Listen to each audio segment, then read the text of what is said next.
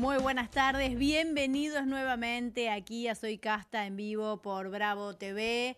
Un día de mucho movimiento político, mucho movimiento en la calle, dentro y fuera del Congreso de la Nación. Hay sesión en este momento, es una sesión que entendemos se va a extender durante la noche, no sabemos muy bien hasta qué hora, recién estábamos escuchando un poquito de lo que está sucediendo en el recinto. Recuerden que se va a tratar la emergencia en discapacidad. Hay afuera del Congreso una marcha multitudinaria, por suerte sin incidentes, como todas aquellas veces que las marchas tienen convocatorias con mucha gente, ¿no? Ahí el protocolo antipiquete deja de ser represivo en contra de pocas personas y contra los jubilados para convertirse en ordenador, cambia absolutamente la manera en que se ejerce el poder en estas marchas tan enormes. Hay que decir que se juntaron varias consignas.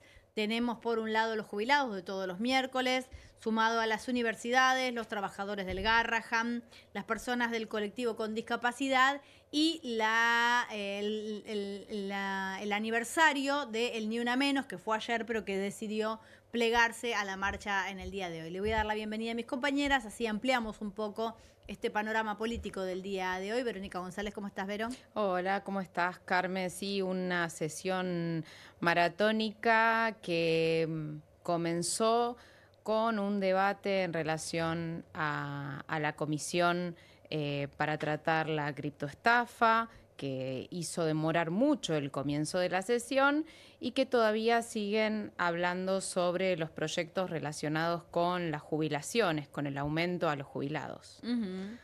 Y Gabriela Delisi, bienvenida, Gaby, ¿cómo Hola estás? chicas, ¿cómo andan? Hola a todos y a todas. Sí, te sumo más colectivos que se sumaron Sí, en dale. el día de hoy. Están todavía ahí muchos de ellos, actores y Actores, sí, que actrices. hubo el fin de semana un abrazo con incidentes. Sí, con incidentes. Se sumó, bueno, mucha gente de diferentes sectores de la salud.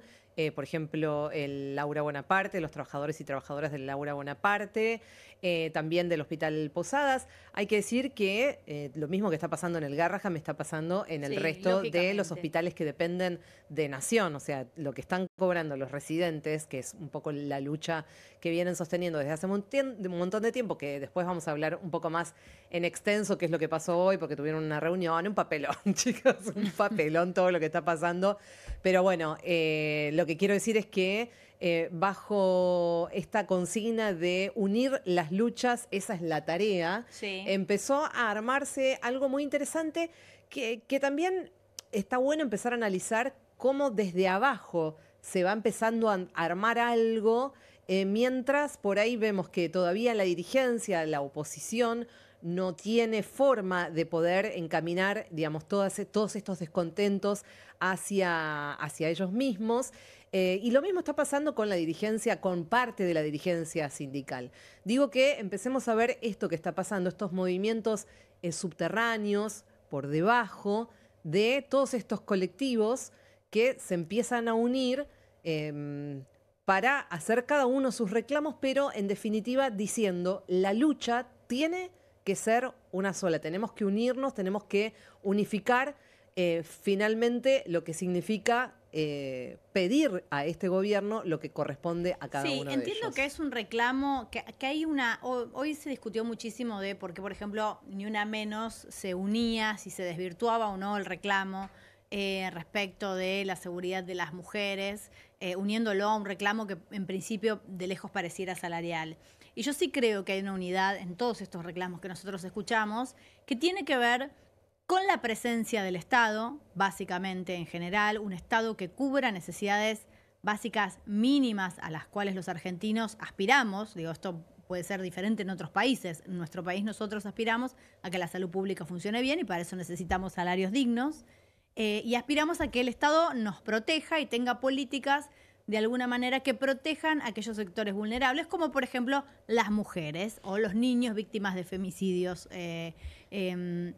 Entonces me parece que esto sí agrupa de alguna manera a todo el reclamo colectivo.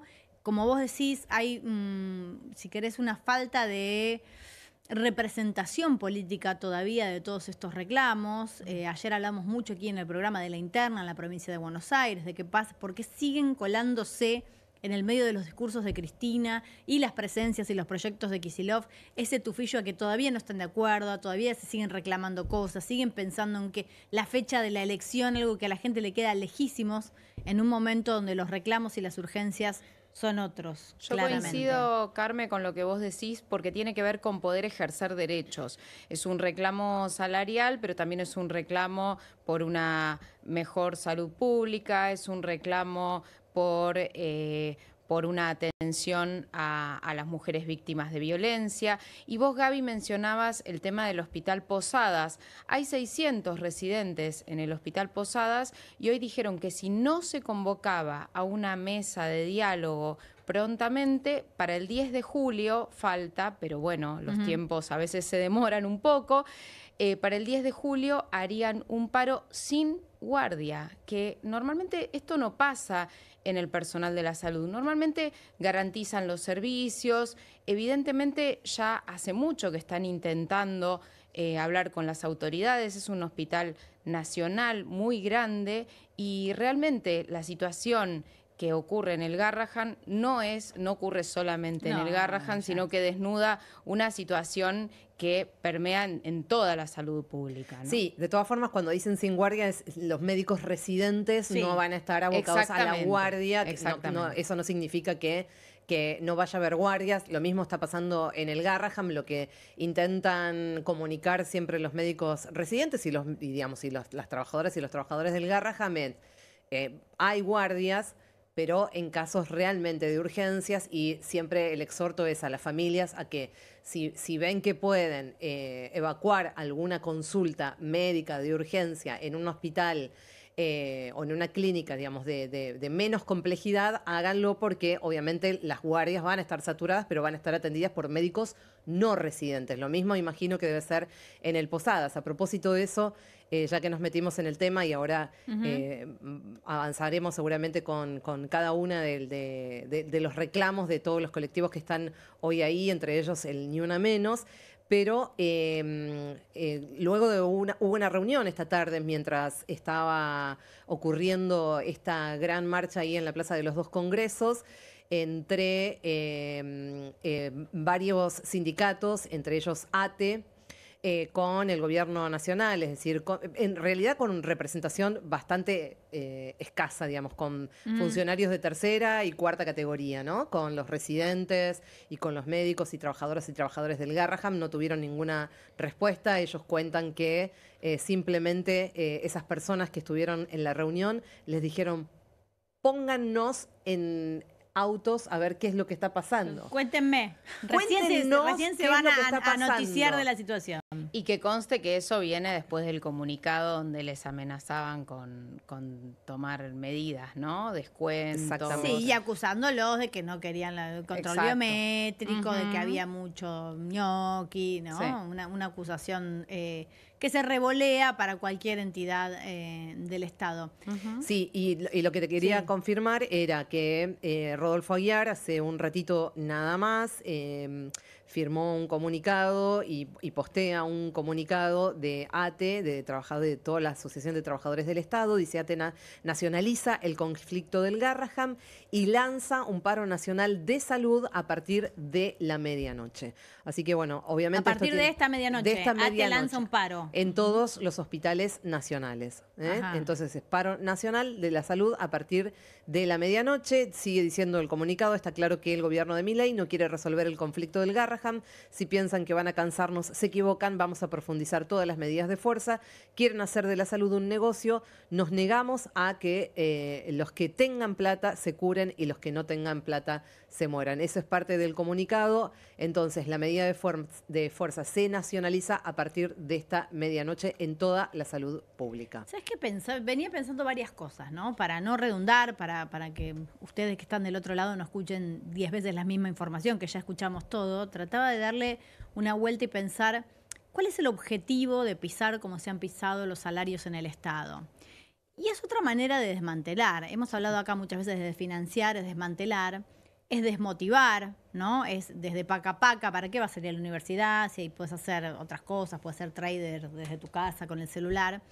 Y escuchaba, digo, ¿por qué serías médico? Digo, ¿por qué serías médico si vas a ganar menos que un empleado de comercio. ¿Por qué invertirías, como bien cuentan todos los residentes del Garrahan, 10 años de formación, más la residencia para llegar a un sueldo máximo en el Garrahan, si todo sale bien y sos una eminencia de 3 millones de pesos, ¿no? Porque sería científico. Entonces, en la misma claro, línea, ¿no? me parece que la línea es desguazar el Estado, vaciándolo. Entonces, en la medida en que ningún profesional quiera trabajar en el Estado, en el Garrahan, en una escuela, digo, en cualquier entidad del Estado, porque los salarios son muy malos y todo empieza a funcionar mal, es todo mucho más fácil de ser vendido y privatizado, ¿no? Es más fácil desguazar algo que está funcionando mal que algo que evidentemente funciona bien, como es, por ejemplo, me parece que es lo que pasó con el Garrahan, ¿no? Chocó contra algo que tiene un consenso social suficiente como para que todo el mundo quiera defenderlo. Entonces pensaba en esto como un sistema a futuro para ir desgranando de alguna manera toda la estructura del Estado, y todo lo que para el gobierno es un gasto que no debería cubrir el Estado, que lo deberían cubrir los particulares. Pasa con discapacidad. Bueno, si el Estado brinda malas prestaciones y las prepagas no pueden cubrir las prestaciones y qué sé yo, bueno, lo harán entidades privadas, lo pagará el que lo pueda pagar y el que no, mala suerte. Que se muera el que tenga que morir, decían en pandemia. Eso se replica Es que- bastante. Este es el topo que adentro Eso, del yo Estado iba a que va a decir eso, destruir. lo mismo, es muy Ya eficiente el topo. Sí, ya lo escuchamos. Y se recordaba en estas últimas horas también algo bastante impactante, porque pasan tantas cosas que nos olvidamos. Cuando Milei era diputado, junto con Victoria Villarroel, que eran los dos únicos diputados de La Libertad Avanza, este incipiente partido político que ahora gobierna, que es oficialismo, se votaba en diputados una ley para la detección temprana de las cardiopatías congénitas. Sí, sí, ¿Ustedes sí. recuerdan esa entrevista que dio Milei a Diego Scheikman en TN? Que le preguntaba eso, decía, bueno, pero estos son, digamos, son bebitos recién nacidos, digamos, es algo que se puede evitar. Claro, es un gasto, eso Es es un un gasto. gasto y quedó ahí trabado en esto, es un gasto que no, ¿por qué todo el mundo tiene que pagar eso? Esto es un gasto. Bueno, me parece que no está tan alejado de eso, digamos, lo que vos estás diciendo, claramente es así, hay una, Claro, pero una hay clara algo más, intención hay de algo ir más. destruyendo. Yo lo que creo es que hay un objetivo posterior, porque en principio está planteado como un escollo a resolver. Es decir, bueno, aguanten, cobren poco ahora. Yo sé que son médicos excepcionales, aguántense que este ajuste en algún momento va a terminar y esto va a funcionar porque nosotros tenemos que garantizar el déficit cero para cotizar en la bolsa internacional, pedir préstamos, van a llevar las inversiones y todo lo que... No, pero eso se si supone- hubiese Está una bien. concepción de que debieran cobrar más. Yo creo que él... Claro, no, por eso te digo, yo ellos creo- no creen que tienen que cobrar más. Ellos creen que todas las personas que quieran cobrar más se tienen que ir a lo privado y si no, bueno, bánquense ganar 2,50 pesos. Claro. Eso es lo complejo. Justamente, bánquense, si están ganando 2 pesos por 50, Y sí, será por elegir algo trabajar será. en el Estado. Y además, te vuelvo a repetir, es otra manera diferente de desguazar, de desangrar de alguna manera las entidades del Estado que funcionan bien, ¿no es cierto? Alejando a cualquier profesional que quiera dedicarse a esto. Por eso me parece que Lo hay algo pasa es más... que para ellos no funcionan bien, porque desde el momento que son un gasto, entre muchas comillas, porque obviamente no es la concepción que nosotras tenemos, no funcionan bien, porque lo único que pesa es el Excel, el debe y el haber, lo que entra, lo que sale y punto. Digamos, ese es el único análisis. No hay ninguna concepción de si algo sirve, si no sirve, si la población lo necesita, si es algo, si es un servicio esencial. Digamos, la palabra trabajo esencial la escuchamos para impedir el derecho a huelga, no porque algo sea un servicio que hay que garantizar desde el Estado porque es beneficioso para la población. Desde ya. Y pensaba también en esto mismo que veníamos conversando hace un rato, en la crisis de representatividad y cómo surge una nueva expresión política.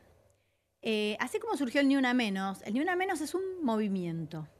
Es un movimiento de un montón de mujeres y de hombres también. Hay hombres que apoyan estas batallas, estas reivindicaciones, de diferentes extracciones políticas. Digo, nadie le pregunta a los participantes de las marchas, ni una menos, a quién votás, a quién querés votar, cuál es tu partido, ¿no? Cuál es tu representación política. Sí hay un movimiento en torno a algo que consideramos todos que debería ser un derecho consagrado, ¿no es cierto?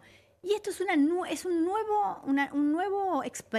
expresión de hacer política, donde para mí se sostiene uno de los lemas del feminismo, que es histórico, que es que lo personal es político, claramente, cuando te pasa a vos, cuando le pasa a la sociedad, esto es político. Yo no digo que sea apolítica, ¿eh? Digo, ¿cómo? Cuando los partidos dejan de ser representativos, los partidos oficiales, cuando los sindicatos dejan de canalizar los reclamos de la sociedad encuentra paralelamente en colectivos, en movimientos, maneras de expresar este tipo de reclamos, que me parece que es lo que empezamos a transitar ahora, donde hay muchas personas que se pueden poner de acuerdo en pos de un objetivo común y reclamarlo de esa manera. Me parece que es muy sano, me parece que es hasta esperanzador que suceda de este modo, más que neciamente ir atrás de un partido defendiendo o ir en contra de todo lo que defiende o va en contra de ese partido sin poner un poco la cabeza. Tenemos una comunicación, estamos comunicados con Dani Gasparini. Laura, sí. Buenas tardes, Dani, ¿cómo te va? Hola Carmela, hola chicas, ¿cómo están? Muy bien, bienvenida. Ella es integrante del Observatorio Mumalá, que vienen siguiendo todas las cuestiones relacionadas con la violencia de género hace muchísimos años.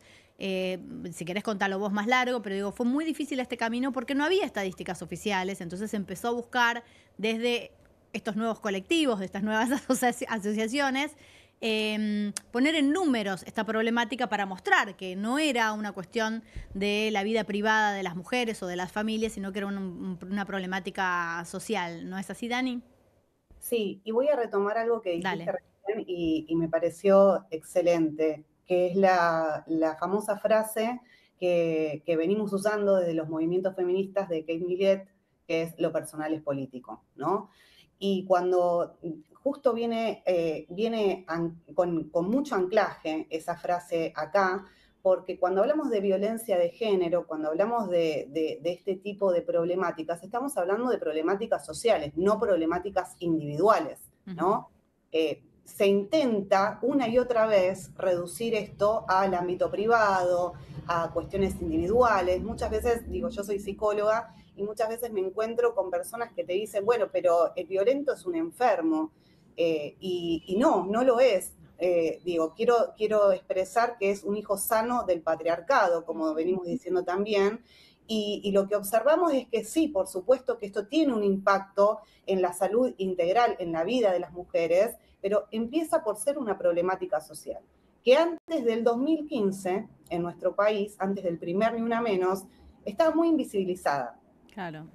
Bueno, es que no estaba contabilizado esto que yo digo, este trabajo que han hecho ustedes, que ha hecho el Observatorio de Lucía Pérez, digo, de empezar primero, si querés, con registros periodísticos, a contar, che, bueno, ¿cuántos son? ¿Cuántos hay? Empezar para poder mostrar que realmente era un número significativo, que no es, un crimen pasional, que era el título que se le ponía antes, perdido por allá, y que daba como todo el morbo, sino, che, mirá, estamos contando que esto pasa todos los meses, cada vez más, cada 15 días, tiene las mismas características. Había que empezar a juntar todos esos datos. Exacto, porque además es la forma de demostrar de que esto es una realidad, ¿no? De no negarla, de no invisibilizarla. Si no hay estadísticas, no hay formas de prevenir las violencias por razones de género, no hay formas de prevenir los femicidios. Digo, acá detrás de cada uno de estos 2.590 femicidios que lamentamos contabilizar desde el primer Ni Una Menos, desde el año 2015 hasta la actualidad, hay un montón de mujeres, ¿sí?, que fueron además víctimas de violencia psicológica, sexual, económica, física, y que lamentablemente han terminado en la mayor expresividad de la crueldad, que es el femicidio, ¿no? Pero además de esto, hubieron 2.647 intentos, ¿sí?, de femicidios. Es decir, que hay un femicidio, ¿sí?, cada 2 intentos, ¿sí? Entonces, todas estas estadísticas sirven justamente para visibilizar que es una problemática social y que tiene que tener atención estatal, ¿sí? Pues es que una de las cosas, yo uso un ejemplo muy sencillo. Yo trabajo en programas de panel de televisión, donde a veces me es difícil explicar de una manera sencilla y rápido algo muy puntual. Entonces pensé mucho, digo, ¿cómo metés el tema? ¿Cómo lo metés rápido? Y bueno, esto es como la desnutrición infantil. Porque me decía, bueno, porque todo es violencia y porque estos homicidios son diferentes a los otros homicidios. Es como la desnutrición infantil. No significa que la desnutrición esté bien en general, está toda mal. Ahora, la desnutrición infantil tiene características particulares. Y para combatirla, para estudiarla, para medirla, hay que ir a esa porción de la población específica. Bueno, los homicidios son terribles todos, iguales de malos, son todos malísimos. Ahora, el femicidio tiene características particulares que para poder prevenirlo, que para poder trabajar sobre eso, tenemos que estudiarlo específicamente. No es que porque vos estudies una cosa o estés en contra de una cosa o luches por esto, estás en contra de otra u otra cosa está bien. Como la desnutrición. No está bien la desnutrición en gente mayor, pero la desnutrición infantil tiene características propias. Acá, Gabriela, te quiere hacer una pregunta. Sí, en base a eso, Dani, ¿cómo estás? Me interesa que profundicemos un poco en esta cuestión específica que está intentando hacer este gobierno, particularmente la ministra de Seguridad, Patricia Bullrich, pero digamos, todo digamos, el ecosistema que rodea al Poder Ejecutivo, que es esto de, más allá de lo que nos impactó a todos, que fue ese discurso de Davos tratando de deslegitimar la figura de femicidio, tratar de ubicar a los femicidios como un problema de inseguridad. Entonces, me interesa que por ahí desarrolles un poco, Dani, ¿por qué no? ¿Por qué es importante el tema de la estadística, de entender que más del 60% de las mujeres mueren en manos de sus parejas de o conocidos, exparejas, en sus casas, dentro en sus de trabajos? sus casas? Bueno, a ver, obviamente que el gobierno nacional tiene un discurso que es negacionista de las violencias de género, de los femicidios, y somos las feministas desde los diferentes ámbitos, ¿no? Los estudios de género, desde las luchas sociales, que intentamos ponerle nombre a las cosas porque es necesario nombrarlas, porque si no es todo lo mismo, y no es todo lo mismo. ¿Sí? Si nosotros hacemos contamos los homicidios que hay, ¿sí? Y hacemos una comparación, por supuesto que van a ser inferiores a los femicidios que hay. Y acá estamos hablando de una problemática que es social y que tiene como basamento las desigualdades estructurales de género. ¿Esto qué significa? Que acá el femicidio es la punta del iceberg, ¿sí? Lo más visible, la expresión más cruel de la dominación de género. ¿Sí? Acá hay una desigualdad que es estructural. Nosotros somos sujetos sociales, ¿no? Nosotros nacemos en culturas que nos forman, que nos dicen, bueno, vos sos una nena y vas a ser una persona sensible, vas a estar en el ámbito privado, vas a aprender a cocinar, a atender a tu marido, a tener la función de tener tus hijos, y te desarrollás pensando que eso es lo que está bien. Y el varón está en el ámbito público, ¿sí? Y se lo forja, ¿sí? Para estar en la función productiva, para estar con competencia, mostrando fuerza, poder, ¿sí? Esto es una realidad. Nosotros nacemos en sociedades que nos forman de manera desigual, ¿sí? En nuestras características y en nuestros roles y funciones. Está bien, vos lo que estás intentando, digamos, exponer es que acá hay una profunda raíz cultural, digamos, en esta cuestión, que es imposible poder, digamos, encasillar a los femicidios, digamos, como un problema de inseguridad más que es lo que vemos que están intentando hacer. Es que no es un problema de inseguridad, es un problema social, es una problemática social que tiene que ver con la desigualdad estructural de género y que tiene la raíz y la gesta en la misoginia, que es el odio de género, el odio a las mujeres y a todo lo femenino.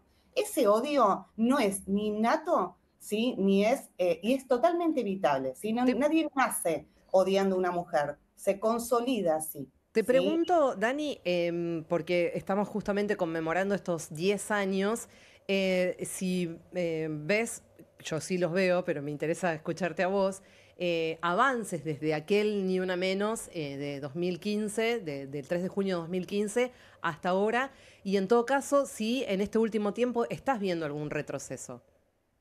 Sí, bueno, a ver, hubo muchos avances. ¿Sí? Desde el 2015 hasta acá muchas organizaciones agruparnos, hacer estadísticas mes a mes, digo, desde Mumalá, lo hacemos con mucho sacrificio y con mucho amor también, ¿no? Porque entendemos que de esta manera se visibiliza y se previene también de alguna forma y se pone en agenda pública.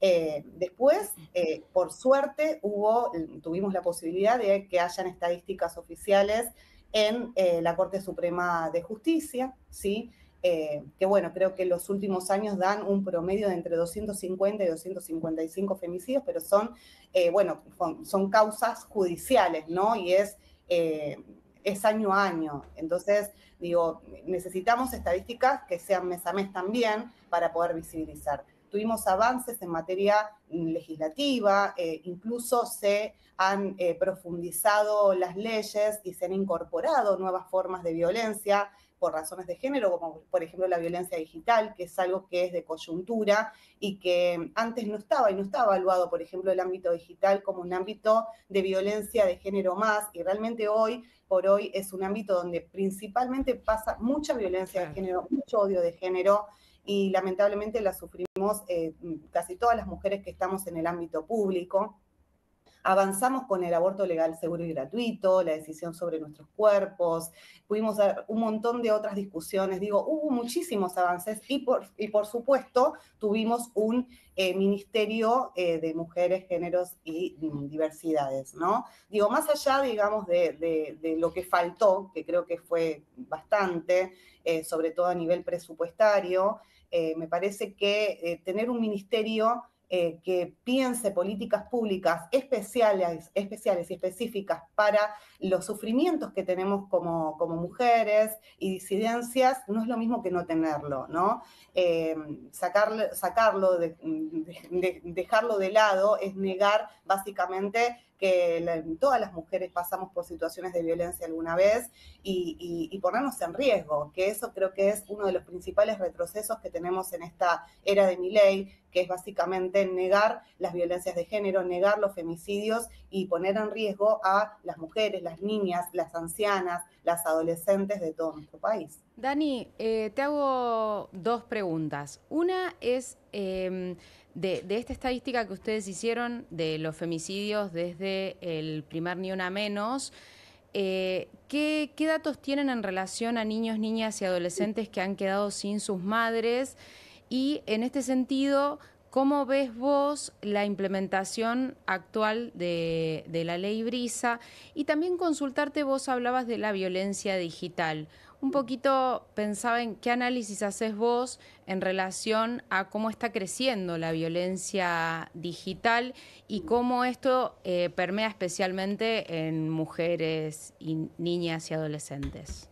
Bueno, en principio nuestras estadísticas indican que 2.788 niñeces y adolescencias quedaron sin su mamá, ¿sí? 61 de esas mujeres estaba embarazada, ¿sí?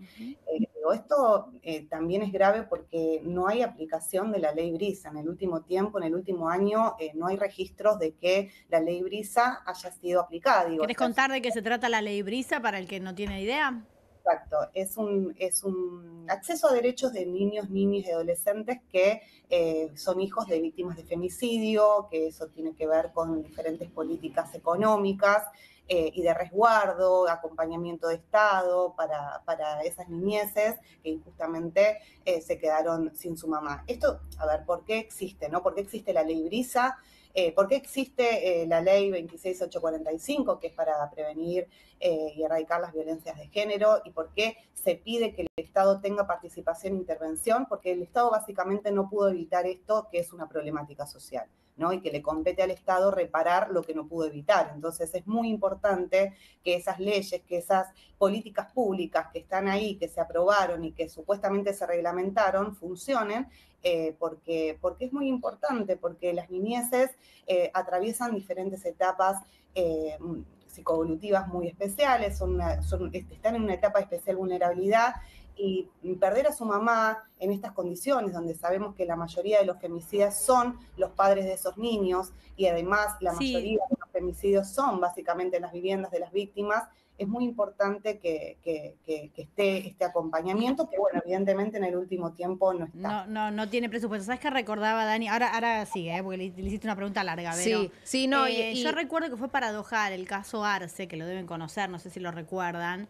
que fue anterior a la ley Brisa, donde además la patria potestad quedaba a cargo de ese padre femicida, porque no se consideraba que haya sido violento, a menos que se hubiera comprobado, un padre que mata a la madre no necesariamente es violento con sus hijos. Como si no fuera violento en sí mismo el haber matado a la madre. Claro. ¿No es cierto?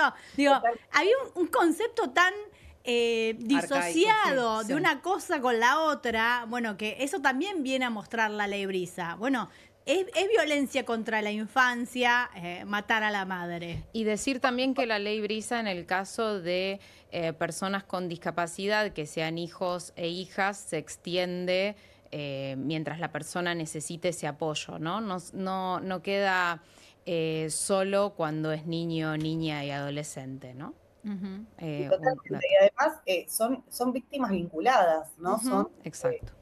Están viviendo en un ambiente violento permanentemente, donde, bueno, ustedes saben que la violencia física es la más visible, pero después está la violencia psicológica que atenta contra la autoestima de esa mujer y contra, básicamente, bueno, todo su ambiente, ¿no?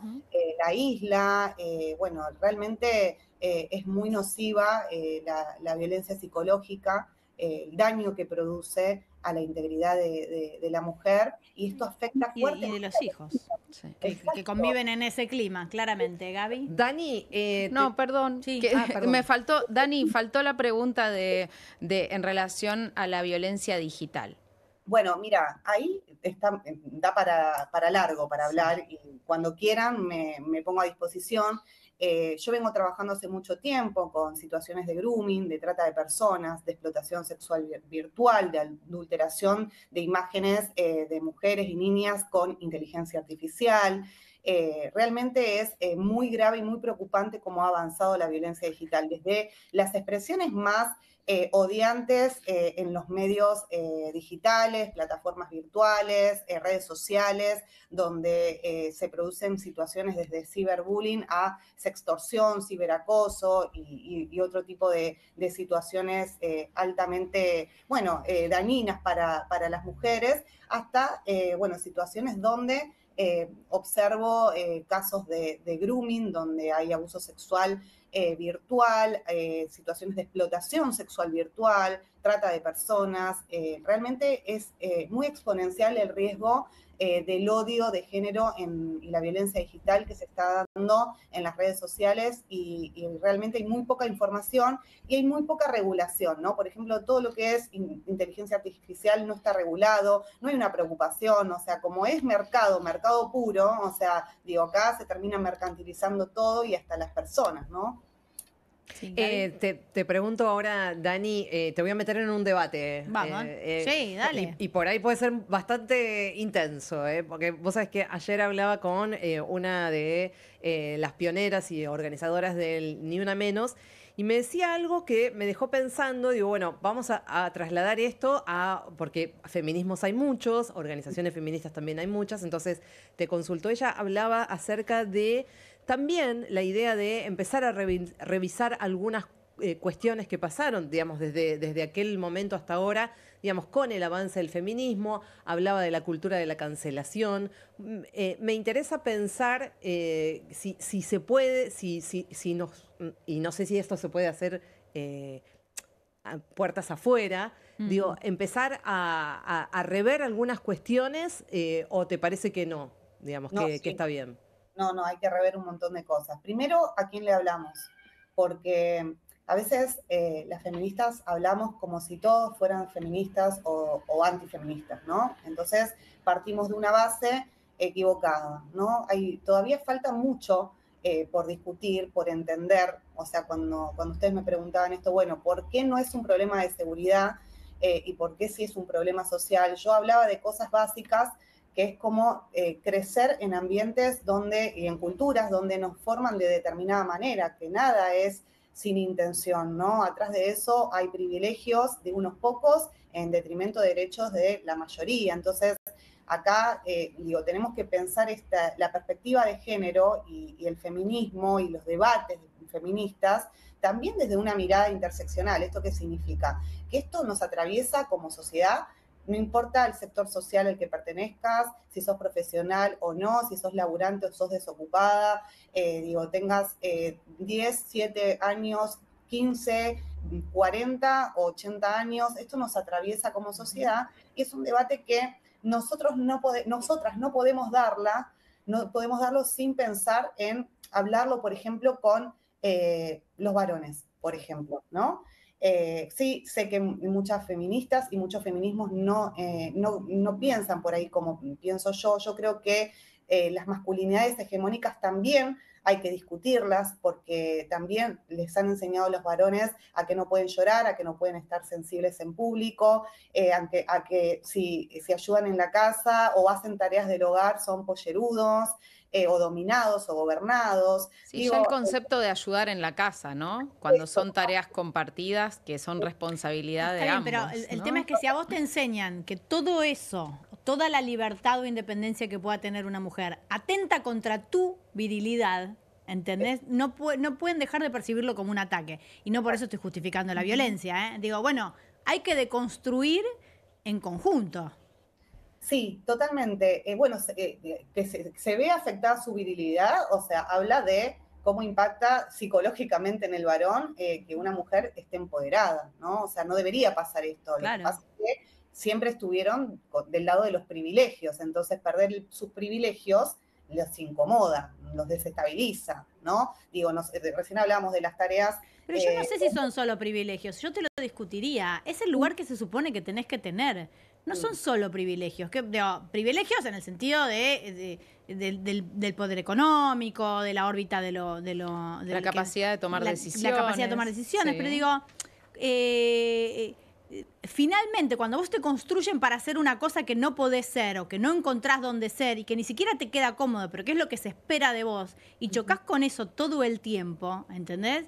Finalmente, tampoco es una persona que se autoperciba y que tenga privilegios. Es una persona que está sufriendo. No te hablo en el caso de un femicida, de un violento.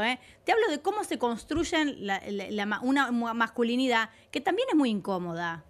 Sí, y mira, con eso que decís me parece interesante porque si ustedes observan, ¿no? Por ejemplo, los gimnasios, no están observando chicos por ahí de 12, 14 años haciendo musculación, tratando de sacar músculo. Sí. Bueno, eso es el claro ejemplo de cómo les afecta no ser parte de lo que se espera de ellos, ¿no? De ser un chico con músculos, estereotipado, ¿no? Hegemónico. Entonces, me parece que hay que empezar a discutir esto, por eso es la ESI, la educación sexual integral, es tan importante, ¿no? Para discutir desde estas cuestiones hasta, no sé, grooming, ciberacoso, todas las cosas de ciberbullying, todas las cosas que pasan en la niñez y que van pasando y que eso va convirtiendo en sujetos adultos que después responden como responden, ¿no? Entonces, yo creo que sí, que el debate hay que darlo integralmente y hay que darlo hacia todos los sectores de la sociedad, ¿no?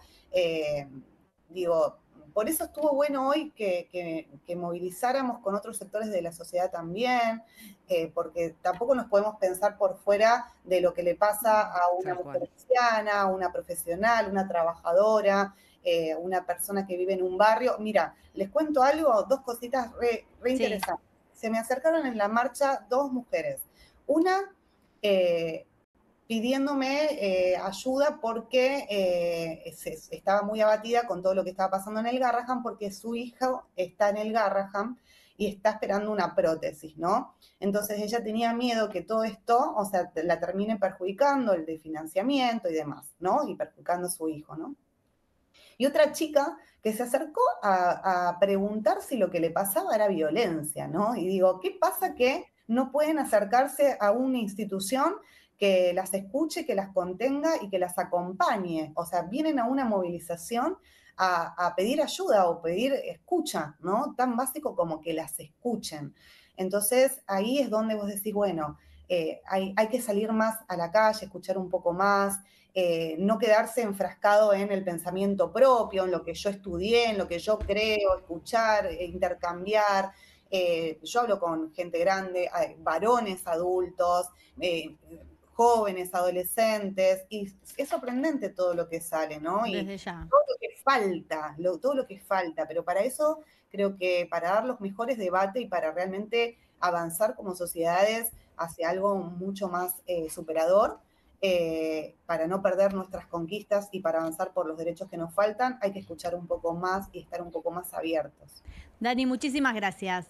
Bueno, gracias a ustedes. Por favor, buenas tardes. Dani Gasparini, ella es representante de Mumalá. Vamos a seguir ampliando, vamos a seguir hablando del tema. Es uno de los principales temas del día.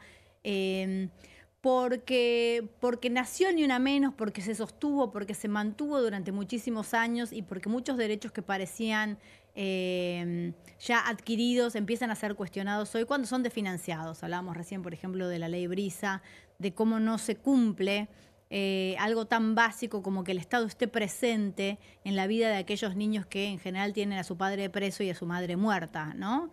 Que la sociedad, que el Estado esté para apuntalar la vida de esos chicos. Tenemos el Meet en un ratito. En un ratito vamos a seguir hablando de esto. Y hay que tener en cuenta que seguramente ahora cuando podamos tener a una nueva entrevistada, que vamos a seguir hablando del tema porque amerita, porque además había salido un poco de agenda, no sé si coinciden chicas, pero todo este último tiempo... Bueno, la economía, a ver, la emergencia económica, los temas económicos han tapado... Sí, todo, absolutamente todo, temas. pero además, digamos, cuando se habla de las barbaridades que dice Milei y toda su... En relación a este tema también, gente, ¿no? Sí, por supuesto, digamos, en relación a cuestiones de género, digamos, que son mucho más profundas de todas las pavadas que vemos y que circulan. Acá, digamos, tiene que ver con, discúlpame, con el desmantelamiento de una cantidad de programas que siguen el mismo camino, con la misma estructura de lo que vos hablabas, Carmen, que es empezar a desfinanciar, a ahogar. Y no es que lo cierran, pero termina desapareciendo. Claro. ¿No? Ese es el modus operandi de lo que estamos viendo, digamos, programas destinados a asistir a mujeres víctimas de violencia que este gobierno, el gobierno de Javier Milei, fue desfinanciando, ahogando, hasta finalmente hacerlos desaparecer. Seguramente ahora vamos a poder avanzar con esto, pero no hay organismos del Estado, hoy por hoy no hay organismos del Estado que, digamos, puedan conducir... Bueno, la Fiscalía de la Mujer sigue funcionando bien. El problema que tiene la Fiscalía de la Mujer es que no da abasto. Necesita plata para más personal, para capacitarse. Sí, el 144 también sigue funcionando, pero cada vez con menos gente. Pero, por ejemplo, la Fiscalía de la Mujer funciona bien ¿por qué? Porque tiene un abordaje integral. Va una mujer a la Fiscalía de la Mujer, espera entre 7 y 9 horas que la atiendan, mínimo. Esto funciona así, lamentablemente, pero si vos te escapaste de tu casa, vas con tus pibes... Tiene un grupo, tiene un lugar para que el chico juegue, alguien lo va a mirar mientras vos vas a declarar, te va a atender un abogado, un asistente social, una psicóloga. Digo, hay una mirada integral sobre esa mujer el tema es que se acerca a la fiscalía. Hay que llegar a la fiscalía, y no dan abasto, no dan abasto. Una vez que llegas a la fiscalía es un camino que recién comienza, digamos, después tiene muchísimos pasos a seguir. Y no todas las mujeres están en condiciones de seguir esos pasos y no siempre el Estado está aportando lo que tiene que aportar para sacar a esas familias del peligro. Es que me parece que lo interesante que tenía el Ministerio de las Mujeres, con todas sus fallas, que las tenía y muchas, es el abordaje territorial, que me parece que es fundamental. Claro. Porque vos primero, para salir de una situación de violencia, tenés que identificar que te están violentando, que no es fácil. A mí me agarraba escalofríos cuando recién Dani contaba esto de una chica vino a preguntarme si lo que le pasaba era violencia. Y por ahí parece una pavada, pero no es una pavada, es un montón. Y después hay que ver dónde pedir ayuda. Yo hoy pensaba, chicas, cómo surgió el Ni Una Menos, ¿no? Que me parece que me parece que es un detalle importante. Ante tantas muertes de Ángeles Rawson, de Lola Chocnalés, de Melina Romero, de Araceli Ramos, de Kiara Páez, que fueron abordadas de manera incorrecta en los medios de comunicación entre 2013 y 2015, donde las familias tenían que ver un montón de imágenes tremendas, donde se acusaba a las familias, donde se daba un abordaje tan complejo de los medios de comunicación, donde se juzgaba a la víctima. Y bueno, surgió una primer iniciativa que fue una lectura pública en la Biblioteca Nacional con familiares y también pensaba en los 5 puntos que habían surgido como demanda en el primer Ni Una Menos. Y pensaba cómo estamos ahora en relación a estos puntos, ¿no? El primer punto era la implementación de la ley para identificar, sancionar y prevenir la violencia contra las mujeres, la 26485, el patrocinio gratuito, la creación de un registro nacional de femicidios, el monitoreo de medidas cautelares para evitar situaciones de violencia de género y la implementación de la educación sexual integral. Esos eran los 5 puntos que pedíamos hace 10 años con el primer Ni Una Menos. Y la verdad que pensaba, digo, sí, hay avances, pero qué triste cuánto se retrocedió, que todavía tenemos que volver a discutir si realmente se sostiene el femicidio como figura, ¿no? Sí, sí, lamentablemente sí. Y esto de las dificultades de la atención a mujeres víctimas de violencia y a familias, a los que niños. se retrocedió y que de todas maneras tampoco estaba resuelto. Digo, cuando vemos las estadísticas de los femicidios, cuando hablamos de un femicidio cada 31 horas, ahora vamos a seguir hablando del tema, digo, más allá de que el Ministerio hoy sale a decir que bajaron los femicidios y esta estadística que presenta el Ministerio de Seguridad, para quienes que seguimos no sabemos el tema, de dónde la obtienen. Sabemos que lamentablemente es una cifra que no baja. A pesar de que hubo políticas, a pesar de que hubo escucha, a pesar de que hubo un ministerio, sigue faltando muchísimo trabajo y muchísimo más para evitar por lo menos los desenlaces fatales, ¿no? Ni hablar de todo lo que sucede en el medio. Tenemos a Agustina Rossi en comunicación. Buenas tardes, Agustina, ¿cómo estás? Hola, ¿cómo andan? Bienvenida. Ella es investigadora del área de políticas de ELA y especialista en violencias por motivos de género. Bueno, acá estamos hablando del tema en general, en particular. Recién mencionaba acá mi compañera Verónica todo lo que falta y lo que se retrocedió. ¿Qué opinión tenés vos? Bueno, antes que nada un saludo a Vero, que bueno, nos conocemos de trabajar en otras instancias, así que hola Vero, ¿cómo estás? Hola, Agus. Qué bueno encontrarte acá. Bueno, la verdad es que sí, este aniversario de los 10 años del Ni Una Menos nos encuentra en un momento de mucha amenaza, ¿no? A los logros que hemos sabido conseguir en este último tiempo. Recordemos que hasta hace 10 años todavía se hablaba de crímenes pasionales, en los casos de femicidio, que todavía se culpaba a la víctima o nos señalaban a las mujeres como culpables según la vestimenta que tuviéramos. Provocadoras. Exactamente, no era responsabilidad nuestra si nos habían abusado, si nos habían violentado. Eso parece que fue otra vida, pero realmente 10 años es muy poco tiempo. Entonces, me parece importante empezar poniendo en valor todo lo que hemos logrado de construir respecto a cómo se entendía la violencia de género y cómo se hablaba de la violencia de género. Hoy podemos hablar de femicidios. Hoy tenemos una palabra que nos permite denominar a ese tipo de violencia extrema que no se da en cualquier situación, sino que se da en un contexto de violencia, en un continuo de violencias que el Estado no supo atender a tiempo y por ende terminamos teniendo a una mujer o a una persona travesti trans o a una lesbiana, como es el caso de ayer, que tuvimos un lesbicidio, ¿no? El 3 de junio. Entonces, esos hechos que no son hechos aislados, lamentablemente, tenemos un femicidio cada 39 horas en Argentina. ¿Qué opinas de esta cifra que dio a conocer el Ministerio de Seguridad de que estaban bajando los femicidios? Bueno, es muy tendencioso hablar de subas o bajas de femicidios cuando realmente no ha habido cambios significativos. Si una mira los 11 años que se han reportado los femicidios por parte de la Corte Suprema de Nación, no hay cambios significativos, ni para mejor ni para peor.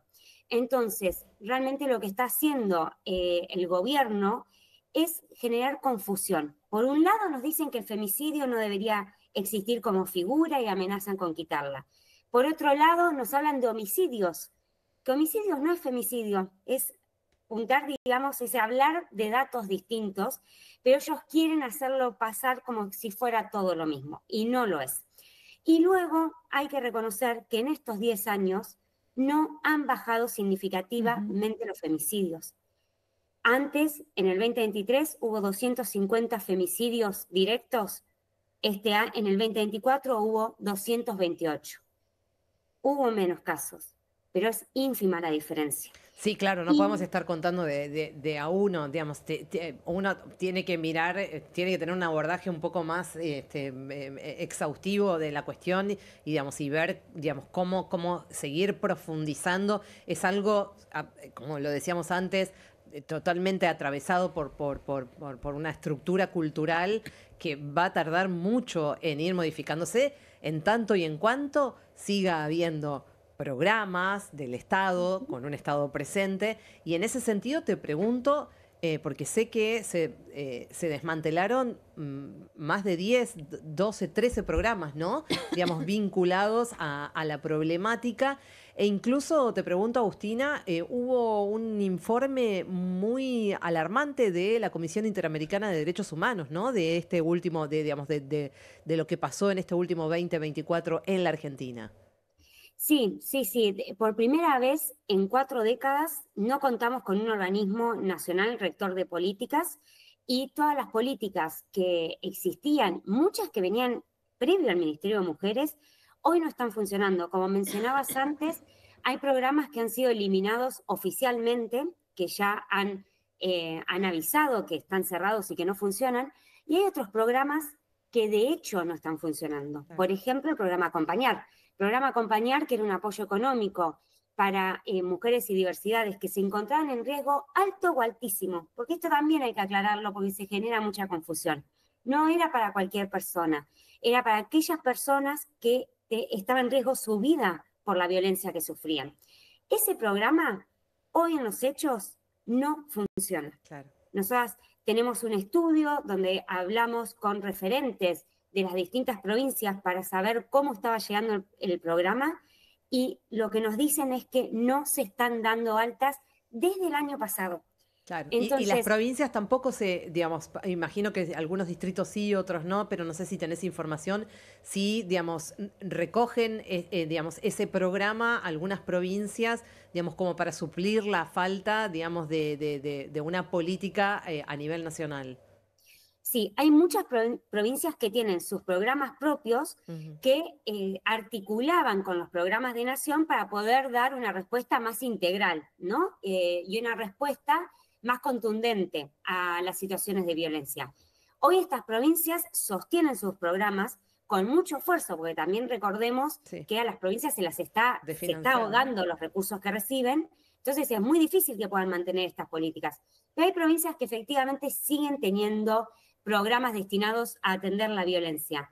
Pero lamentablemente con el corrimiento del Estado Nacional tienen menos dispositivos, menos recursos, y llegan también a menos localidades. Claro. Lo que estamos viendo cuando se retira el Estado Nacional, que debería ser el faro, la guía de establecer el piso de las políticas en todo el país, lo que estamos viendo es que las provincias que no tengan gobernantes o un Estado comprometido, su población está más dejada a la deriva, digamos, ¿no? Entonces se agravan también las desigualdades en el país. O sea, para que quede claro esto, estamos asistiendo a un momento en la Argentina que por primera vez, según tus palabras, Agus, en 40 años prácticamente no queda ningún organismo del Estado que pueda, digamos, hacerse cargo o regir, digamos, políticas que estén vinculadas al género. Y en ese sentido te pregunto si esto es tan alarmante que el informe es el que surge de la Comisión Interamericana de Derechos Humanos, que está poniendo la mirada en qué está pasando en la Argentina. Sí, exacto. De hecho, nosotras, ELA, junto a otras organizaciones, tuvimos una audiencia en la CIDH, en la Comisión Interamericana, el año pasado, donde fuimos a presentar los datos que tenemos del desmantelamiento de las políticas de género, y el impacto que está teniendo en las mujeres y las diversidades, y a partir de ahí se le hizo un llamado, ¿no?, al Estado Nacional a que cumpla con las leyes y los compromisos internacionales que asumió. Recordemos que hay los compromisos con estos organismos para prevenir y atender la violencia de género tienen rango constitucional en Argentina. Totalmente. ¿no? Agus, Entonces, sí, perdón. sí. No, termina aquí. No, que quiero decir que esto no es una cuestión únicamente de voluntad política, de que quien esté en el gobierno pueda o no decidir hacerlo. Acá lo que se está incumpliendo con nuestras leyes. Agus, en el 2023, en la Conferencia de la Mujer que se realizó en Buenos Aires, con el Acuerdo de Buenos Aires, se puso mucho el foco en lo que es cuidados y apoyos y obviamente tiene estrecha vinculación, ¿no?, con situaciones de violencia y con atender a situaciones de violencia. ¿Cómo ves? No sé, en ese momento veíamos con mucha alegría que se avance en este tema. ¿Cómo ves la situación actual en relación a la posibilidad de implementar apoyos y cuidados y la respuesta del Estado frente a esto? Bueno, creo que también en ese sentido hemos retrocedido mucho y en un momento que habíamos logrado llegar a tener hasta incluso un proyecto, ¿no? Un proyecto de cuidar en igualdad para tener un sistema integral de cuidados. Hoy la verdad es que es un tema que no está, no está siendo considerado en clara, como bien decís, en clara desventaja de las mujeres que dedican el doble de su tiempo a cuidar. ¿Y esto cómo se relaciona con la violencia? Bueno, la mayoría de las mujeres que hoy por hoy se está acercando a organismos públicos a buscar ayuda, tiene hijos e hijas a su cargo. Y esos niños también están siendo víctimas de violencia, también están sufriendo esa situación en sus casas, también quedan atrapados. Entonces, te lo resumo con un poco de peronismo: independencia económica, soberanía política. Totalmente, sin independencia económica, esas mujeres y sus familias quedan atrapadas.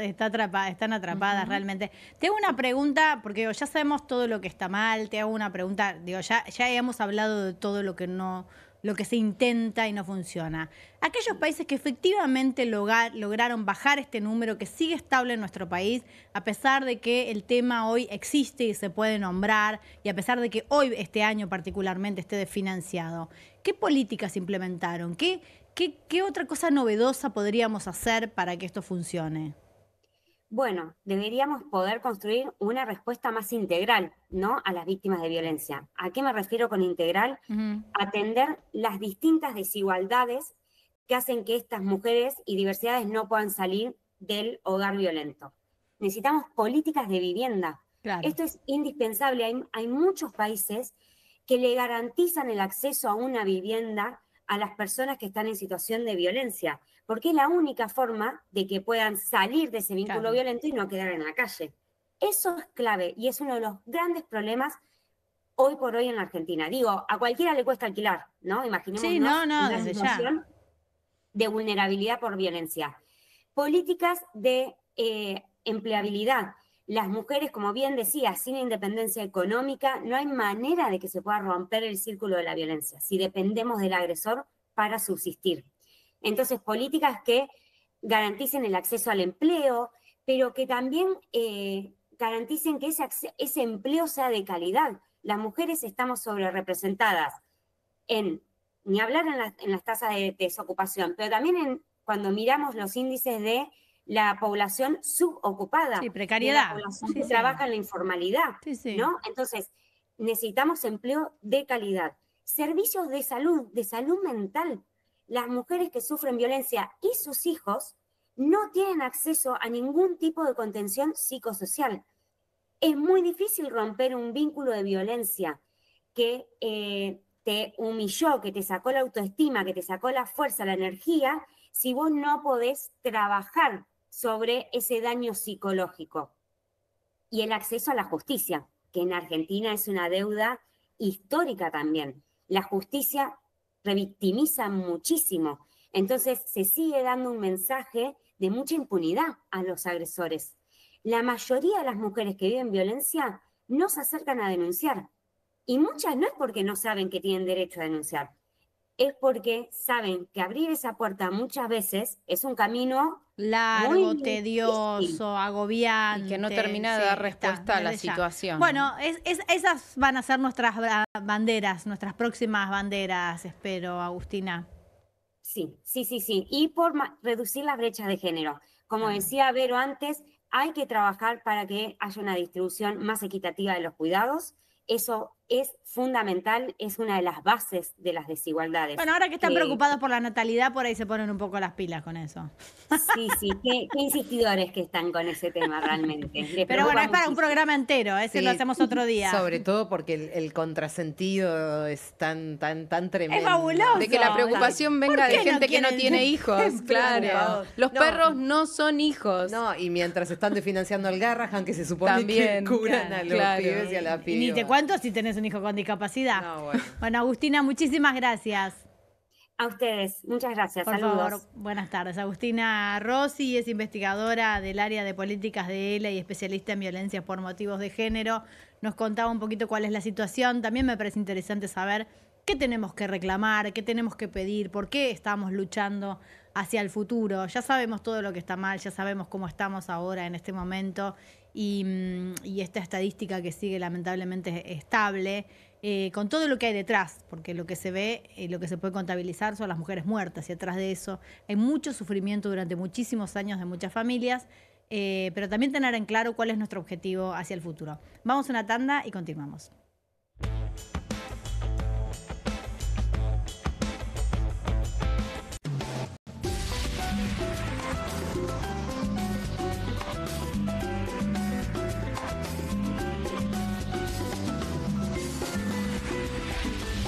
Uno, dos. Bueno, dale, arranca. ¡Pará! ¡Mike! ¿Van a hacer el video con el inodoro con manchas de sarro? Pero si siempre uso lavandina. Eso no lo remueve. ¿Por qué no probás limpiando con Harpic? Que llega a los rincones más difíciles eliminando por completo el sarro y desinfectando. ¡Vamos! Para cualquier desafío que te dé el inodoro, Nada mejor que Harpic. Polenta. ¿Pobre? Pobre el que no la probó nunca. Martes con queso, viernes con estofado. Pobre la ollita de la abuela que tira y tira y tira. Presto pronta. Pobre, quien se la pierda. Salimos a la calle a probar la nueva fórmula de Vanish. ¿Quién me ayuda a manchar esta remera con algo que no salga con nada? El detergente solo no va a ser suficiente. Vamos a agregar Vanish, incluso sin refregar. Este es el poder de la fórmula mejorada del nuevo Vanish. Elimina manchas casi imposibles, hasta la grasa. Anímate al desafío y confía en Vanish. ¿El dolor de garganta arruinó tu día? Confía en Strepsils para darlo vuelta. Su doble efecto actúa de manera local, aliviando el dolor y la inflamación en tan solo 2 minutos. Y con un efecto duradero de hasta por 4 horas. Decile chau al dolor de garganta con Strepsils. Las casas usan diferentes perfumes. Eligen oler a café en la mañana, a veces a ropa recién lavada y otras a madera. Pero cuando quieren oler a limpio, eligen Prosenex. Sentí el perfume de la limpieza. Prosenex, limpieza que se siente. Que alguien traiga el postre, ¿no? Que alguien saque la Kofler de la alacena, que me muero de ganas. Galletitas, bonobón y choco Kofler de bandejita copada. No te mueras de ganas de comer de postre las Choco Cookies de Kofler. En casa lo cuido yo y afuera lo protege Spadol. Porque la mayor cantidad de infecciones ocurren a través de las manos y solo Spadol con su fórmula superior te provee de 12 horas de protección, asegurándote que tu familia permanezca protegida y vos sin preocupaciones. Spadol, protección que te acompaña. No te compartas los datos del celu. ¿Salís? Conectate al ahorro. Con Telecentro Wi-Fi prepago podés tener el giga más barato para usar internet fuera de tu casa. Conseguilo en Mercado Pago y disfrutá 10 gigas desde 699 pesos. Telecentro, conectando con vos. Con movimientos circulares. Tu rutina de skincare te debe traer muchos seguidores, pero este baño te los quita. Pero si yo ya limpié mi inodoro con Harpic. Sí, pero te falta el resto de las superficies. Necesitas el Harpic Baños. El rojo. que saca manchas difíciles, desinfecta y deja impecable tu baño. Para cualquier desafío que te dé el baño, nada mejor que Harpic. Hay una casta superior que es los periodistas que si mienten, calumnian, injurian y dicen cualquier cosa. ¿Tenés ahí los nombres de los periodistas que tengo que meter en cana? No nos tomamos esto a la joda, como esos periodistas mentirosos. Y dentro de la cancha vale todo, que la vayan a buscar, la tienen adentro. Soy una bandera de la batalla cultural, pero los imbéciles con déficit de IQ doméstico, ¡ay, no, miedo! Mientras que las imbéciles de los periodistas... ¿Sabes la cantidad de periodistas que tengo para mandar a la hoguera? Las mentiras de los medios. Y periodistas ensobrados, operadores, basuras. No me venga con que son inocentes. No digo que sean tan malos como los periodistas. Digamos, raya el mal gusto propio de cerdos. Creo que es una ofensa decirle periodistas. ¿Sí? Milei odia al periodismo. Nosotros amamos al periodismo. Suscríbete a perfil.com.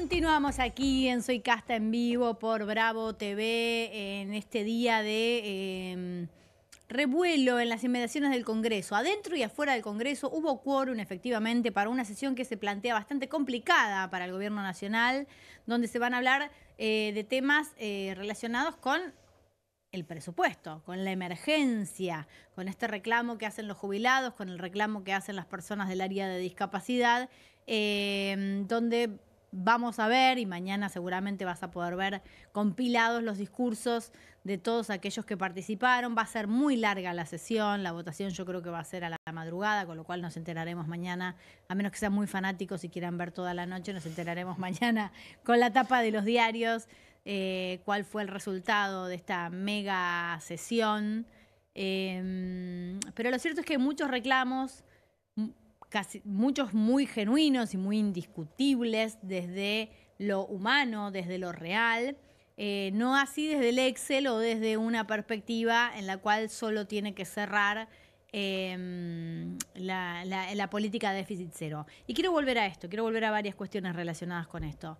Primero porque yo empiezo a sospechar, y esto es una sospecha personal, es algo que les contaba al principio del programa, que ya no solo tiene que ver con el déficit cero para que una vez que logremos esta meta el país se recomponga y todos aquellos que sufrieron y aportaron y apostaron a este cambio tengan lo que efectivamente se merecen en algún momento, sino que es un proyecto más profundo de desmantelamiento del Estado y que nunca va a llegar a esa justicia que tanto están esperando. Esta es mi sospecha a partir de ahora, ¿no? Que es un plan un poquito más macabro, más oscuro y más profundo y menos, bueno, es macabro, menos transparente. No es bueno, mira, cuando tengamos el déficit cero, ahí sí vamos a empezar a repartir. Pero no hay, me parece que el momento de repartir no va a llegar. No hay tal, no hay tal objetivo, yo. No es el déficit cero, ya todos nos dimos cuenta de eso. Es beneficiar a unos pocos. Es evidente, no están acumulados, o sea, no vamos a ponernos a hablar ahora de economía, pero digamos, no se están acumulando reservas. Ahora el Fondo Monetario que tenía que venir este mes lo estira para ver si se están haciendo los deberes, si estaban cumpliendo las metas. Es evidente que como no se están cumpliendo, alargan un poquito más y recién el próximo mes van a venir para no tener que venir a retarlo. O sea, está claro que esto no va a funcionar, que esto ya lo vivimos. Lo que sí me parece es que lo que está pasando hoy en el Congreso, que está bueno decirlo, es que hubo quórum. Sí. Eso es interesante. ¿Quiénes fueron los que dieron quórum, más allá de los habituales, claramente? Ahí lo tuvimos al gobernador de Córdoba, Martín Chanllora, que instruyó. Siempre hay como una especie de toma y daca, ¿no? En esto, digamos, hay muchos, por ejemplo, en Santiago del Estero también, tienen 4 o 5 diputados, entonces dice, te bajo 3, te dejo afuera 2. Hay como esas cosas, como si fuese un cajón de soda, ¿viste? Y que recordemos que ayer hubo una reunión de gobernadores y eso daba un poco de miedo en relación a qué postura iban a tomar algunos diputados. Sí, pero están recalientes, vamos a decirlo así, sin ningún tipo de eufemismo. Están bastante calientes los gobernadores. Y yo quiero volver y esto tiene mucho costo. lo que Yo se quiero está volver a tratando lo que hoy. decían antes, chicas, que al panorama este desolador que planteaban ustedes, yo quiero aportar también lo que se está haciendo en relación a la producción, a la industria, a la economía, ¿no? A la producción de nuestro país, que eso nos hace pensar que no hay nada constructivo detrás de este proyecto, ¿no? Como vos decías, Carmen, abono a tu teoría pesimista, pero realmente eso también me hace pensar que no es, bueno, aguantate por un tiempo, haz este sacrificio y después va a venir algo mejor. Porque si no, estimularíamos la producción, el comercio, la industria. ¿Sabes qué pensaba en relación a eso?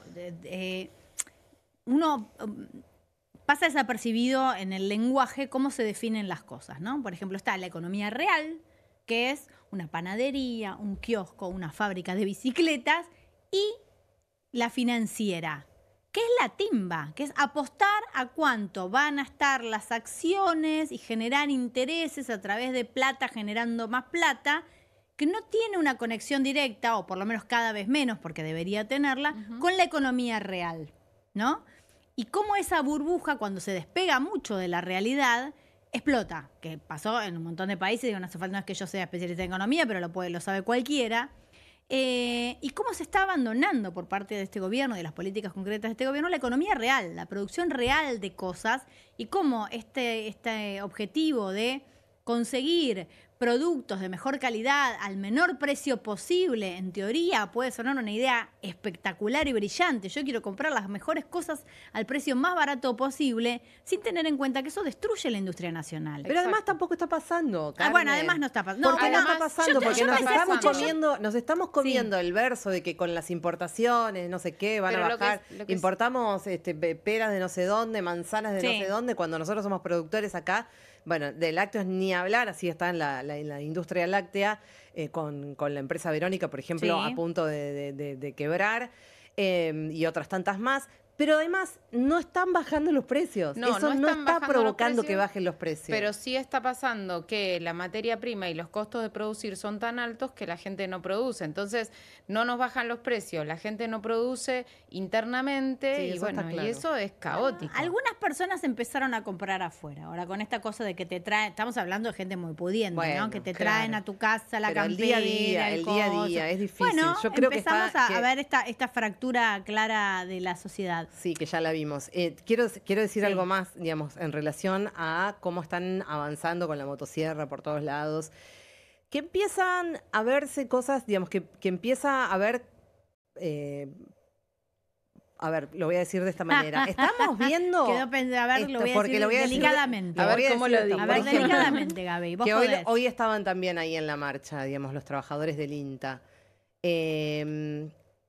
Atención con lo que está pasando, porque se juntó la mesa de enlace, o sea, lo fueron a retar al gobierno, Sí. La mesa de enlace, cuando hablamos de la mesa de enlace, hablamos de la sociedad rural, Sí. hablamos de la CRA, hablamos de la Porque no hay Federación negocios Agraria. rentables, ni el campo es rentable le en este están momento. diciendo al Claro. gobierno, che, no me desmanteles el INTA. A este nivel estamos llegando.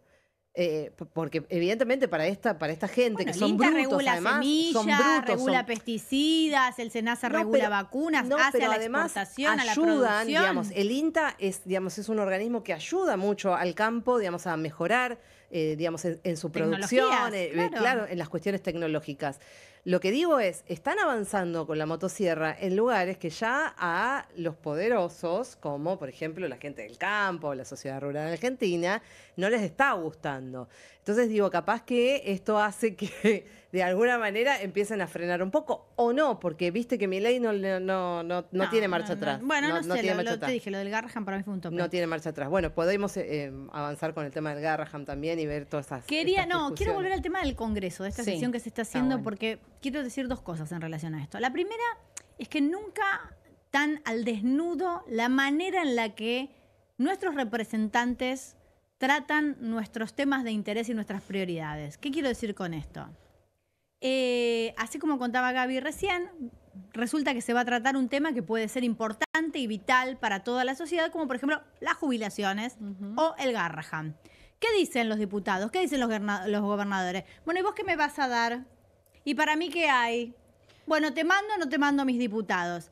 Dejaron de importar, ya obscenamente, digamos, los temarios, los temas. Bueno, te voy a dar algo, podés mandar tus diputados, pero si me sacás libra, no me toques corrupción, entonces podemos hablar de jubilados. Es un toma y daca con lo que a nosotros nos interesa, con nuestras prioridades, con nuestras urgencias. Eso se vio al inicio de la Pero que de la fue sesión. siempre, a ver, esto siempre fue así. Dos horas Claro. hablando de la comisión de investigación de Libra. Pero lo que digo es, más de 2 horas. Y peleándose entre ellos, y si el reglamento de la Cámara, y si usted me dijo, y si yo le dije, e incluso burlándose con los nombres de Carroña. Le dijeron a Carreño, varias veces un diputado le dijo Carroña. ¿Es necesario? Bueno, pero yo creo que está muy bien que esto esté al desnudo, que esté de cara a la sociedad. Sí, claro. El Congreso no funciona así ahora, ¿eh? No es por este gobierno que funciona así. Funciona así hace mucho. Y por eso también los legisladores, los representantes, se alejaron muchísimo de la sociedad. Cuando los gobernadores usan a sus legisladores como moneda de cambio para generar algún beneficio, mejor o peor para su provincia, sin pensar en la nación. Uno manda a sus representantes porque la nación funciona en su conjunto, no funciona en tu provincia solamente.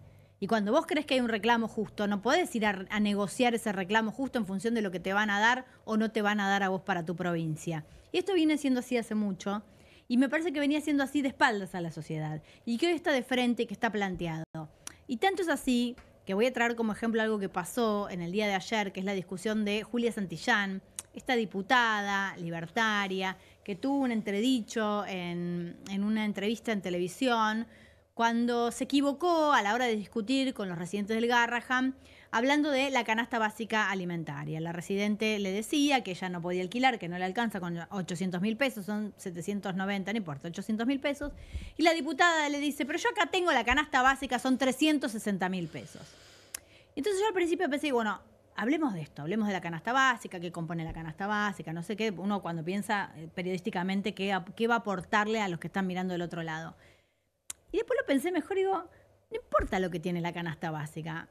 Ningún diputado con 2 dedos de frente puede decir que una persona puede vivir y alquilar con 360.000 pesos. Peor, una familia. Está tan peor, fuera de una la familia, realidad. Sí, una además familia. le dijo que era para 4 personas. Claro. O sea, entrar en el ¿en detalle. qué mundo tenés que estar? Claro. Esa es, me parece que es por ahí.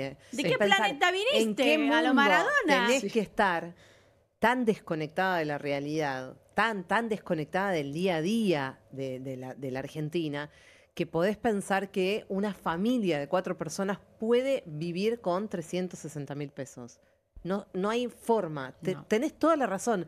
¿Qué nos vamos a poner a ver, digamos, qué es lo de la canasta básica total, la canasta básica de alimentos? Me planteé hoy el programa, uno dice, bueno, uno piensa la mañana, la actualidad, los temas que venían, qué sé yo, y este fue un tema que la verdad se debatió muchísimo hoy, por lo menos en los medios de comunicación. Entonces, bueno, desglosemos la canasta, por qué la canasta quedó vieja, a qué representa este número, si tiene suficientemente bien representado servicios como internet, como telefonía, si es con alquiler o sin alquiler. Digo, no hay nada que discutir. Así no incluyera nada, no hay forma de que te pase por la mente, ¿entendés? Que vos cites este número del INDEC como verdadero y decirle a una persona, a una o a 4, que pueden vivir con 360.000 pesos. Y lo traigo a colación en este momento porque estamos hablando de cómo funciona el Congreso, de cuáles son nuestros diputados. Nosotros tenemos representantes que están votando nuestras leyes y nuestro futuro, que creen que vos vas a vivir con 360.000 pesos. Y que además 800.000 pesos es un sueldo digno para un médico. Y que si no, se tendría que haber dedicado a otra cosa. Digo, es tan fácil como pensar que una persona puede vivir un mes con 90.000 pesos. Digo, si haces la división es muy fácil, es una pavada la cuenta que acabo de hacer, pero pensar que una persona puede vivir con 90.000 pesos, y lo peligroso es que, tal como vos decías recién, toman decisiones sobre la base de vivir en las nubes. Para mí no hay que hacer ninguna cuenta. No es que no necesitas afrontar el número con racionalidad. Con escucharlo sencillamente al azar, con leerlo al azar, alcanza para no querer nombrarlo. Después podemos discutir, digo, el INDEC mide esto, es el mismo INDEC que medía hace 3 años, 4 años, 5 años, no tiene que ver con los gobiernos. Claramente el INDEC está midiendo cualquier cosa. Es uno de los números oficiales de la canasta básica para una sola persona, no es la de 4 personas. Pero todos esos detalles numéricos, buscar desglosar esta cosa, pasa por alto para mí lo más serio y lo más grave, que es que un representante, una persona que tiene asesores para informarse, que le puede preguntar a sus asesores, che, ¿cuánto ganan? ¿Cuánto gastan? ¿Cuánto vale un alquiler? ¿Entendés? Puede afirmar a viva voz, discutiendo en un reclamo salarial, que una persona, que una familia puede vivir con 360.000 pesos. Y porque parece no tener consecuencias, ¿no? Decir cualquier cosa, sin chequear la información, sin asesorarse, ¿no? Bueno, sin estar conectado con la realidad, que me parece que es lo más complicado. Vamos a una tanda y seguimos conversando.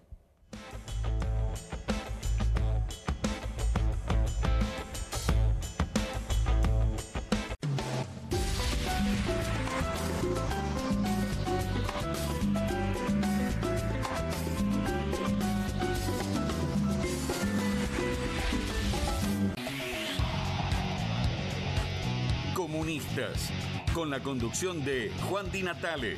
Una mesa de intelectuales analiza la realidad del país en profundidad. Comunistas, de lunes a viernes a las 20:30 por Bravo TV. En casa lo cuido yo y afuera lo protege Spadol. Porque la mayor cantidad de infecciones ocurren a través de las manos y solo Spadol con su fórmula superior te provee de 12 horas de protección, asegurándote que tu familia permanezca protegida y vos sin preocupaciones. Spadol, protección que te acompaña. Bonobón presenta su nuevo chocolate. Con la textura irresistible de las galletas y el relleno único de Bonobón, combinado con nuestro mejor chocolate. Lo vas a amar. Probá también el nuevo Bonobón Coco. Cremosidad que enamora. Con movimientos circulares. Tu rutina skincare te debe traer muchos seguidores, pero este baño te los quita. Pero si yo ya limpié mi inodoro con Harpic. Sí, pero te falta el resto de las superficies. Necesitas el Harpic Baños. El rojo, que saca manchas difíciles, desinfecta y deja impecable tu baño. Para cualquier desafío que te dé el baño, nada mejor que Harpic. ¿El dolor de garganta arruinó tu día? Confía en Strepsils para darlo vuelta. Su doble efecto actúa de manera local, aliviando el dolor y la inflamación en tan solo 2 minutos. Y con un efecto duradero de hasta por 4 horas. Decile chau al dolor de garganta con Strepsils. Salimos a la calle a probar la nueva fórmula de Vanish. ¿Quién me ayuda a manchar esta remera con algo que no salga con nada? El detergente solo no va a ser suficiente. Vamos a agregar Vanish, incluso sin refregar. Este es el poder de la fórmula mejorada del nuevo Vanish. Elimina manchas casi imposibles, hasta la grasa. Animate al desafío y confía en Vanish. Que alguien traiga el postre, ¿no? Que alguien saque la Cofler de la alacena, que me muero de ganas. Galletitas, Bonobón y Choco Cofler de mandejita copada. No te mueras de ganas de comer de postre las Choco Cookies de Cofler. Straight 8, la nueva herramienta de entrenamiento que te ayudará a pararte más derecho, ensanchar los hombros y alinear la columna para un alivio instantáneo. Todo mientras ayuda a reducir el malestar por encorvarse. Desde el momento en que te lo pones, tu postura comenzará a cambiar. El secreto son sus 8 puntos de apoyo que se involucran en la espalda baja, espalda media, hombros y cuello, trabajando juntos para una alineación perfecta, desarrollando memoria muscular que te enseñará a pararte derecho por años. Me veo más alto, sumo el estómago, me veo en forma. La gente me pregunta si adelgacé, pero es por el Straight 8. Straight 8 es ultra cómodo, enriquecido con fibras de cáñamo que absorben la humedad para que puedas usarlo todo el día sin sudar. Se ajusta fácilmente para que pueda usarse por hombres grandes y corpulentos hasta mujeres pequeñas. Es tan ligero y discreto que puedes llevarlo debajo de la ropa y nadie notará que lo llevas puesto. Es por eso que necesitas Straight 8, para que comiences a pararte más derecho y con más confianza. Los viejos aparatos ortopédicos pueden costar miles de pesos, pero ahora puedes ordenar el nuevo Straight 8 de la línea Serafit. Te ayudará a pararte más derecho, ensanchar los hombros y alinear la columna. Para un alivio instantáneo, todo mientras ayuda a reducir el malestar por encorvarse. Desde el momento en que te lo pones, tu postura comenzará a cambiar. Llame ahora mismo y adquiera su Straight 8. Descubra los productos más novedosos y exclusivos de la línea Serafit en tvcompras.com y obtenga este fantástico producto de TV Compras. Llame ya. En casa lo cuido yo y afuera lo protege Spadol. Porque la mayor cantidad de infecciones ocurren a través de las manos Y solo Espadol con su fórmula superior te provee de 12 horas de protección, asegurándote que tu familia permanezca protegida y vos sin preocupaciones. Espadol, protección que te acompaña.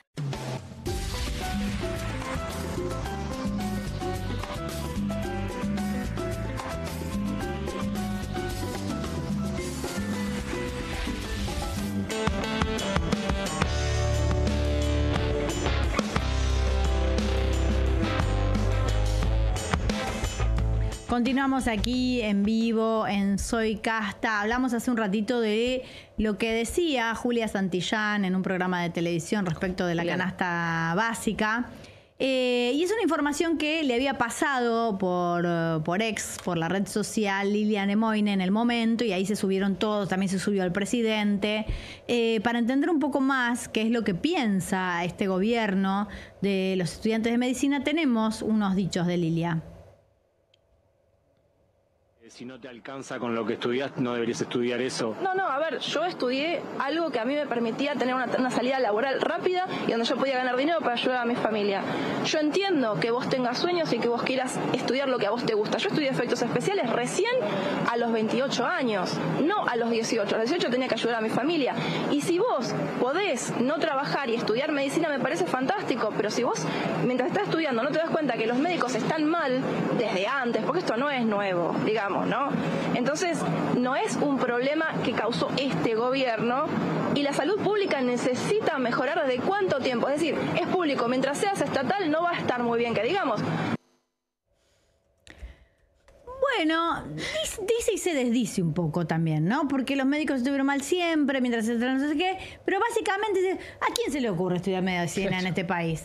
No, ¿por qué vas a estudiar medicina? ¿No? ¿Quién se da el lujo de estudiar medicina en este país donde podés hacer un curso para salir adelante? Y es exactamente calcado el argumento que veíamos de un fragmentito que pasamos esta semana de Paca Paca, donde lo importante es ser productivo, es una salida laboral rápida y fácil. Hacete una carrerita corta. Una carrerita. Pero que además, para mí encubre la mentira de que esto efectivamente funcione así. De que cualquiera que hace un curso de 2 meses, 3 meses, 8 meses, tiene una salida laboral fácil y exitosa y que en todo caso después podrá dedicarse a lo que más le guste.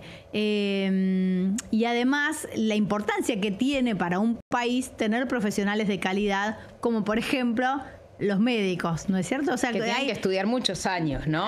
Sí. No hay manera de hacer una carrera corta en medicina. No, pero bueno, es un lujo que se dan algunas personas, ser médico, que claramente no quieren vivir de eso o no deberían aspirar a vivir de la medicina. Esto decía Lila Lemoine. Sí, quiero volver al tema que es más importante que esta señora que está poniendo, bueno, estas cuestiones ahí medio raras, que los médicos residentes del Garraham, saben ustedes que hoy recibieron un mail en el que se hablaba de que iban a seguir las negociaciones, que siempre y cuando levantaran las medidas de fuerza.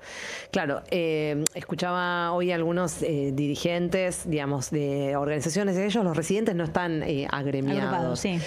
Y que decían que estaban bastante asustados porque, bueno, ellos están, digamos, haciendo esa residencia, muchos están en el último año, esto es una especialización en pediatría, o en diferentes especializaciones que hacen, entonces que, bueno, estaban con temor a que de alguna manera estas amenazas se cumplieran, por lo que levantaron el paro, lo levantaron. De todas formas, el conflicto sigue con el resto del personal de la salud. Entendamos que ahí digamos, una gran parte, digamos, de todas las trabajadoras y las trabajadores del Garraham que están agremiados, y los residentes no. Bueno, los residentes levantan el paro, ahora la medida de fuerza sigue, y además hay que recordar lo que decía Rodolfo Aguiar, ¿no? Hoy, después de esta reunión y mientras estaba haciendo la manifestación, que van hacia un paro nacional de ATE, en función de la magra respuesta que tuvieron en la reunión. Una manera de continuar el paro y cuidar a los residentes también, ¿no? De continuar con el reclamo. Y recordemos también que en el Congreso lo que se iba a debatir es la emergencia en pediatría y el emplazamiento a las comisiones de presupuesto a cargo de Expert y de familia a cargo de Roxana Reyes. Chicas, muchísimas gracias. Ha sido todo por hoy. Nos volvemos a encontrar mañana, si les parece bien. Le doy la bienvenida al señor Juan Di Natale. Buenas noches, Juan. ¿Cómo estás? Buenas noches, Carmela. ¿Cómo estás vos? Muy bien, acá andamos. Excelente, porque la gente se ha podido manifestar en paz. Claro. No hubo incidentes hasta el momento.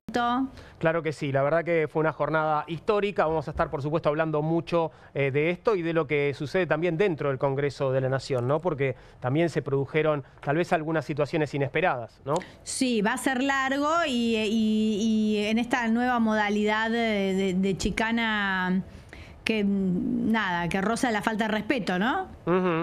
Sí, vamos a ver qué pasa y cuánto dura esto. Estaba teniendo acá una conversación que no puedo reproducir. Ay, pero son las que más me interesan, Sí, pero bueno, Juan. te lo tengo que contar en privado porque son cosas que no se dicen. No, cosas que no se dicen, pero revisando el pasado de algunas figuras que estuvimos viendo hace muy poco. Sí. Bueno, sobre Lilia te puedo decir. Lilia Lemoine, antes de ser diputada, podés verla en una película de Capanga, del grupo Capanga Todoterreno, haciendo de Araceli González. Vos me dirás, ¿cómo es que hace de Araceli González si no se parecen? Bueno, porque en realidad está encapuchada porque secuestran a Araceli González en la película y la que está encapuchada es Lilia Lemoine. O sea, su gran actuación es encapuchada. Exactamente. Qué mala suerte. Y la tenés también en la portada de un disco de Adrián Barilari, cantante de Rata Blanca, un disco solista llamado Infierrock.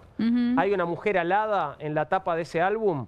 Es Lilia Lemoine, pelirroja. Mirá qué bien, mirá cuántos otros trabajos ha tenido Lilia, así como dijo, antes de poder elegir lo que a ella le gustaba. Fue buscando, ahora por suerte encontró lo que le gusta, que es ser diputada y cobrar ¿cuánto? 4 palos. Ahora sí, 4 palos y piquitos, sí. Okay, sí. Qué lindo número, Juan. Qué lindo número, qué hermoso. Y sí, teniendo en cuenta además que la canasta básica está en un poquito más de 300.000 pesos. Imagínate. Podés comer un montón. Imagínate, una pileta llena de comida. Espléndido. Y todo para 4 personas. Claro. Dios mío, estamos siendo sarcásticos. Te digo a vos que estás viendo en este momento Bravo TV, por las dudas, no te